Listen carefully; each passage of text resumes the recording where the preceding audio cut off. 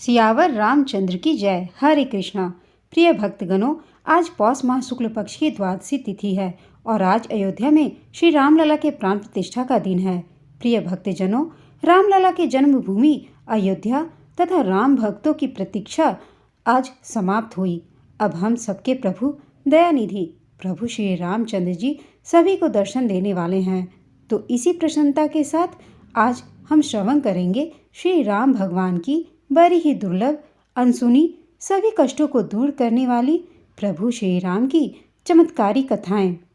हे जगत जननी जनक दुलारी माता सीता, हे प्रभु रघुनंदन श्री राम, अपने सभी भक्तों के मनोकामना को पूर्ण करो। भगवान सबका कल्याण करो। जय श्री राम। कलयुग राम नाम आधारा, श्री राम नाम का ही काफ़ी है। प्रिय भक्तों, सबसे पहले आइए श्रवण करते हैं राम नाम चमत्कार की कथा। एक बार एक गांव में एक साधु रहा करते थे। वह सारा दिन राम नाम जपा करते थे और ढोलकी बजाकर कीर्तन किया करते थे। उनकी कुटिया के पास एक व्यक्ति का घर भी था। वह उनसे बहुत ही परेशान रहता था।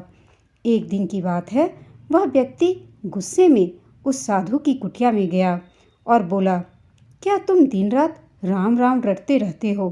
क्या तुम्हें कोई और काम धंधा नहीं है? हमें तो कमाने जाना पड़ता है और तुम्हारी ढोलक की आवाज़ से मैं रात को सो नहीं पाता हूँ। यह सुनकर साधु कहने लगे, पुत्र, तुम भी मेरे साथ राम नाम जप करके देखो, तब तुम्हें भी पता चलेगा कि इसमें कितना आनंद आता है। उस व्यक्ति ने थोड़ा झझ कर कहा, अच्छा, अगर मैं तुम्हारे साथ राम नाम जपता हूँ तो क्या तुम्हारा राम हमें खाने के लिए रोटी देगा? साधु कहने लगे, मुझे तो राम नाम की लगन लगी है और श्री रामचंद्र जी की कृपा से हर रोज़ मुझे भोजन मिल जाता है।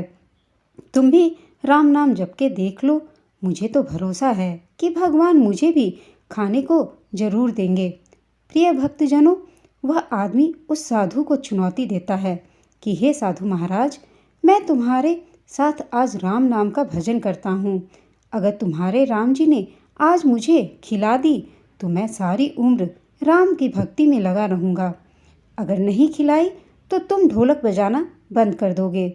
साधु कहते हैं कि मैं तो बिल्कुल निष्काम भाव से प्रभु राम की भक्ति की है, लेकिन फिर भी मुझे तुम्हारी चुनौती मंजूर है। पुत्र, वह व्यक्ति साधु के साथ बैठकर राम नाम का जप करता रहा और मन में निश्चय करता है कि चाहे कुछ भी हो जाए, आज मैं भोज नहीं करूँगा। देखता हूँ इसका राम मुझे भोजन कैसे कराता है। राम राम का भजन करने के बाद वह सोचता है कि अगर अब मैं अपने घर जाता हूँ तो मेरी माँ और मेरी पत्नी मुझे रोटी खाने को कहेंगे और मुझे रोटी खानी ही पड़ेगी। साधु को चुनौती में हराना है, इसलिए मैं घर जाने की बजाय गांव के पास जंगल में चला जाता हूँ। अब देखिए, वह व्यक्ति उस जंगल में चला गया और एक पेड़ के ऊपर बैठकर सोचता है कि मैं सारा दिन इस पेड़ के नीचे नहीं उतरूँगा और अन्न का एक दाना भी नहीं खाऊंगा। देखता हूँ कि कैसे राम जी मुझे खाना खिलाते हैं। जब मैं खाना ही नहीं चाहूँगा और इस तरह तो मैं साधु को भी हरा दूँगा। उसका ढोलक बजाना बंद हो जाएगा। कुछ ही देर में उस जंगल में एक बंजारों की टोली गुजर रही थी। उन्हें बहुत भूख लगी होती है। बंजारों का सरदार कहता है कि देखो, आग जलाकर यहीं पर खाना पका लो, अब खाना खाकर ही आगे बढ़ेंगे। उन बंजारों का खाना बनके तैयार हो गया। बंजारे खाना खाने ही वाले थे कि इतनी ही देर में बंजारों को सूचना मिलती है कि पीछे से डाकू आ रहे हैं। बंजारों का सरदार कहता है कि अरे, हमें यहाँ से चले जाना चाहिए, डाकू हमारा सब कुछ लूट सकते हैं। वे बंजारे खाना वहीं पर छोड़कर जल्दी जल्दी वहाँ से चले जाते हैं। आगे देखिए, वह आदमी पेड़ पर बैठा सब कुछ देख रहा था। कुछ समय बाद डाकू वहाँ पहुँचे और भोजन को देखकर डाकू कहते हैं कि खुशबू तो बहुत अच्छी आ रही है। यह भोजन किसने बनाया है और बनाने के बाद खाया क्यों नहीं? लगता है यह हमें फंसाने के लिए कहीं किसी की चाल तो नहीं? हो सकता है कि इस भोजन में जहर हो। उस समय डाकुओं के सरदार की नज़र पेड़ पर बैठे उस व्यक्ति पर पड़ी। अब क्या था कि वह उसे नीचे आने का आदेश देते हैं। अब वह व्यक्ति डरा सहमा पेड़ से नीचे उतरता है। डाकू उस व्यक्ति से पूछते हैं, हमें मारने के लिए क्या भोजन तुमने बनाया है? वह बेचारा मिन्नतें करता रहा डाकुओं के सामने कि नहीं, मैंने यह भोजन नहीं बनाया है और इसमें जहर भी नहीं है। भोजन तो बंजारों ने बनाया है। आपके आने की खबर सुनकर वे बंजारे यहाँ से भाग गए। प्रिय भक्तजनों, लेकिन डाकुओं के आगे उसकी एक नहीं चलती है। डाकू उसे कहते हैं कि अब तुम्हें यह भोजन खाकर दिखाना होगा। हमारे सामने यह भोजन खाओ, क्योंकि हमें लगता है कि भोजन तुमने ही बनाया है और इसमें जहर भी मिलाया है। तुम कोई जासूस हो। अब सबसे पहले तुम ही यह भोजन खाओगे। यह सुनने के बाद वह व्यक्ति जिद पर अड़ गया कि मैं भोजन नहीं, किसी भी कीमत पर नहीं खाऊंगा। डाकुओं का शक और भी गहरा जाता है। वे बंदूक की नोक उसके सिर पर रखकर कहते हैं, तुझे यह भोजन खाना ही पड़ेगा, नहीं तो हम तुम्हें गोली मार देंगे। उसके बाद वह आदमी भोजन करने लगता है, लेकिन उस व्यक्ति को विश्वास हो गया कि बंजारों को और डाकुओं को राम जी ने ही भेजा है। वह वहाँ से सीधे साधु की कुटिया में जाता है और जाकर साधु के चरणों को में प्रणाम करता है। उसने साधु को सारा वृतांत सुनाया। अब उस साधु से भी ज़्यादा उसे राम नाम की लगन लग गई और उसने अपना पूरा जीवन प्रभु श्री राम जी को समर्पित कर दिया। जय हो श्री राम, जय सीता माँ। कलयुग राम नाम आधारा। कलयुग में राम नाम ही आधार है। इससे व्यक्ति सभी भव सागर से पार होकर भगवान को पा सकता है। जो भक्त प्रभु की निष्काम भक्ति करते हैं, भगवान उनका भला अवश्य ही करते हैं। जय श्री राम, जय हनुमान। प्रिय भक्तगणों, अब आप श्रवण करेंगे निश्चल अनाथ राम भक्त की कथा। एक गरीब बालक था जो कि अनाथ था। एक दिन वह बालक एक संत के आश्रम में भटकता भटकता पहुंच गया और संत जी से बोला, बाबा, आप सबका ध्यान रखते हैं, मेरा इस दुनिया में कोई नहीं है, तो क्या मैं यहाँ आपके आश्रम में रह सकता हूँ? संत ने उस आदमी की बात सुनकर कहा, बेटा, तेरा नाम क्या है? उस बालक ने कहा, मेरा कोई नाम नहीं। तब संत ने उस बालक का नाम रामदास रखा और बोले कि अब तुम यहीं आश्रम में रहना। रामदास वहीं रहने लगा और आश्रम के सारे काम भी वह खुद करने लगा। प्रिय भक्तों, उस संत की आयु 80 वर्ष हो चुकी थी। एक दिन वह अपने शिष्यों से बोले कि मुझे तीर्थ यात्रा पर जाना है। तुम में से कौन कौन मेरे साथ चलना चाहेगा और कौन कौन आश्रम में रुकेगा? संत की बात सुनकर सारे शिष्य बोले कि हम आपके साथ चलेंगे। गुरुजी, प्रिय भक्तजनों, क्योंकि उनको पता था कि यहाँ आश्रम में रुकेंगे तो सारा काम उन्हें करना पड़ेगा, इसलिए सभी बोले कि हम तो आपके साथ ही तीर्थ यात्रा पर चलेंगे। अब संत सोच में पड़ गए कि किसे साथ ले जाएं और किसे नहीं, क्योंकि आश्रम पर किसी का रुकना भी तो जरूरी था। बालक रामदास संत के पास आया और बोला, बाबा, अगर आपको ठीक लगे तो मैं यहीं आश्रम पर रुक जाता हूँ। संत ने कहा, ठीक है, तुम्हें काम करना पड़ेगा यहाँ। आश्रम की साफ सफाई में भले ही कमी रह जाए, पर ठाकुर जी की सेवा में कोई कमी नहीं रखना। उस बालक ने संत से कहा, बाबा, मुझे तो ठाकुर जी की सेवा से करनी ही नहीं आती। आप बता दीजिए कि ठाकुर जी की सेवा कैसे करनी है, फिर मैं कर दूंगा। संत उस बालक को अपने साथ मंदिर में ले गए। वहाँ उस मंदिर में राम दरबार की झांकी थी। श्री राम जी, सीता जी, लक्ष्मण जी, हनुमान जी थे। संत ने बालक को ठाकुर जी की सेवा कैसे करनी है सब कुछ सिखा दिया। बालक ने गुरु जी से कहा, बाबा, मेरा इनसे रिश्ता क्या होगा यह भी बता दो, क्योंकि अगर रिश्ता पता चल जाए तो सेवा करने में आनंद आएगा। उस संत ने उस छोटे बालक से कहा, पुत्र, तू कहता था ना कि मेरा कोई नहीं है, तो आज से यह राम जी और सीता जी तेरे माता पिता हैं। बालक ने साथ में खड़े लक्ष्मण जी को देखकर कहा, अच्छा बाबा, और यह जो पास में खड़े हैं वे कौन हैं?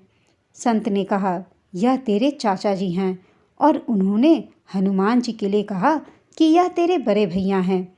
वह बालक समझ गया और फिर उनकी सेवा करने लगा। संत शिष्यों के साथ यात्रा पर चले गए। आज सेवा का पहला दिन था। वह छोटा बालक सुबह उठकर स्नान किया, आश्रम की साफ सफाई की और भिक्षा मांगकर लाया और फिर भोजन तैयार किया। फिर भगवान को भोग लगाने के लिए मंदिर गया।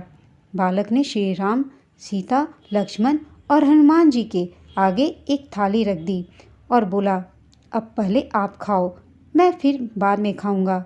बालक को लगा कि सच में भगवान बैठकर खाएंगे। प्रिय भक्तों, पर बहुत ही देर हो गई। रोटी तो वैसी की वैसी ही थी। तब उस बालक ने सोचा कि नया नया रिश्ता बना है तो शर्मा रहे हैं प्रभु। अब बालक ने इसके लिए पर्दा कर दिया। जब बाद में पर्दा खोलकर देखा तब भी खाना वैसे का वैसा ही पड़ा था। अब तो बालक रोने लगा कि मुझसे सेवा में जरूर कोई कमी रह गई, इसलिए प्रभु खाना नहीं खा रहे हैं और वह यह नहीं खाएंगे तो मैं कैसे खाऊंगा और मैं भी भूख से मर जाऊंगा। इसलिए मैं तो अब पहाड़ से कूदकर ही मर जाऊंगा। अब क्या था कि वह छोटा नन्हा सा बालक मरने के लिए निकल जाता है। तब भगवान श्री राम जी हनुमान जी को कहते हैं, हनुमान जाओ उस बालक को लेकर आओ और बालक से कहो कि हम खाना खाने के लिए तैयार हैं। प्रिय भक्तों, हनुमान जी जाते हैं और वह बालक कूदने ही वाला होता है कि हनुमान जी पीछे से उसे पकड़ लेते हैं और बोलते हैं, क्या कर रहे हो पुत्र? बालक कहता है, आप कौन हैं? हनुमान जी कहते हैं, मैं तेरा भैया हूँ। इतनी जल्दी भूल गए? बालक कहता है, अब आए हो तो इतनी देर से वहाँ बुला रहा था कि खाना खा लो, तब क्यों नहीं आए? तब हनुमान जी बोले, पिताश्री का आदेश है कि हम सब साथ बैठकर खाना खाएंगे। फिर राम जी, सीता जी, लक्ष्मण जी, हनुमान जी साक्षात बैठकर भोजन करते हैं। इसी तरह वह बालक रोज उनकी सेवा करता और भोजन कराता। सेवा करते करते 15 दिन हो गए। एक दिन बालक ने सोचा कि घर में 5 लोग हैं, सारा काम मैं ही अकेले करता हूँ। इतना बड़ा आश्रम है, सबको झाड़ना पोंछना, आश्रम में साफ सफाई करना, पानी भरना, गायों को चारा खिलाना, मुर्गियों को दाना डालना और भगवान के लिए भोजन बनाना, उन्हें भोजन परोस, बहुत सा काम है। सारा काम मैं अकेले ही करता हूँ। बाकी लोग तो दिन भर घर में आराम करते हैं। मेरे माँ बाप, चाचा, भाई तो कोई काम करते ही नहीं हैं, सारा दिन खाते रहते हैं। मैं ऐसा क्यों चलने दूंगा? अब वह बालक मंदिर जाता है और कहता है, पिताजी कुछ बात करनी है आपसे। भगवान श्री राम प्रकट हो जाते हैं। श्री राम जी कहते हैं, बोल बेटा, क्या बात है? बालक कहता है कि घर में मैं सबसे छोटा हूँ और मैं ही सब काम करता हूँ घर का। आपसे मैं अकेले काम नहीं करूँगा, आप सबको भी काम करना पड़ेगा। आप तो बस सारा दिन खाते ही रहते हैं और मैं काम करता रहता हूँ। अब से ऐसा नहीं होगा। श्री रामचंद्र जी कहते हैं, तो फिर बताओ पुत्र, हमें क्या करना चाहिए? बालक ने कहा, माता जी, जो कि सीता माँ हैं, अब से रसोई आपके हवाले। चाचा जी, लक्ष्मण जी, आप घर की साफ सफाई करेंगे। भैया जी, हनुमान जी शरीर से मजबूत हैं, आप जाकर जंगल से लकड़ियाँ लाएंगे। और पिताजी, जो कि आप श्री रामचंद्र जी हैं, आप बाजार से राशन लाइए और घर पर बैठकर पत्तल बनाइए। सबने कहा, ठीक है पुत्र। बालक ने कहा, मैंने बहुत दिन अकेले सब काम किया, अब मैं आराम करूँगा। अब सभी साथ मिलकर काम करते हुए एक परिवार की तरह साथ साथ रहने लगे। एक दिन वह संत तीर्थ यात्रा से लौटे तो देखा आश्रम तो शीशे जैसा चमक रहा है। वह बहुत प्रसन्न हुए। मंदिर में गए तो देखा कि मंदिर से प्रतिमाएं गायब हैं। संत ने सोचा कि कहीं उस बालक ने प्रतिमा बेच तो नहीं दी। संत ने बालक को बुलाया और पूछा, पुत्र, भगवान कहाँ गए? बालक भी अकड़कर बोला कि मुझे क्या पता, कि हनुमान भैया जंगल से लकड़ी लाने गए होंगे, लखन चाचा झाड़ू पोछा कर रहे होंगे, पिताजी राम पत्तल बना रहे होंगे, माता सीता रसोई में काम कर रही होंगी। संत बोले, क्या बोल रहा है तू पुत्र? बालक ने कहा, बाबा, मैं सच बोल रहा हूँ। जब से आप गए हैं यह चारों काम में लगे हुए हैं। प्रिय भक्तों, अब देखिए वो संत भागकर रसोई में गए और सिर्फ एक झलक देखी कि सीता जी भोजन बना रही हैं, राम जी पत्तल बना रहे हैं और फिर वह गायब हो गए और मंदिर में विराजमान हो गए। संत बालक के पास गए और बोले, आज तुमने मुझे मेरे ठाकुर जी का दर्शन करवाया तो धन्य है पुत्र। और संत ने रो रो कर बालक के पैर पकड़ लिए। प्रिय भक्तजनों, उस छोटे नन्हे मुन्ने बालक ने बड़े भोले निश्चल भक्तों की भक्ति से विवश होकर भगवान को भी साधारण मनुष्य की तरह जीवन व्यतीत करना पड़ा। इसलिए तो कहते हैं कि भगत के बस में है भगवान। जो भी भक्त भगवान की भक्ति करता है, भगवान उसके वश में हो जाते हैं। भगवान अपने आप को भी उसे सौंप देते हैं। तो प्रिय भक्तगणों, कभी भी किसी भी व्यक्ति को भक्ति करने से पीछे नहीं हटना चाहिए। अपने हृदय में अपने प्रभु का स्थान सदैव बनाए रखिए और उनका गुणगान भजन कीर्तन करते रहिए। तो एक बार प्रेम से बोलिए, जय श्री हरि, जय श्री राम, ओम नमः शिवाय, जय सीता माँ। प्रिय भक्तजनों, अब आप आगे श्रवण करेंगे किन्नर और श्री राम जी की कथा, जिन्हें समाज ने ठुकराया और रामलला ने अपनाया।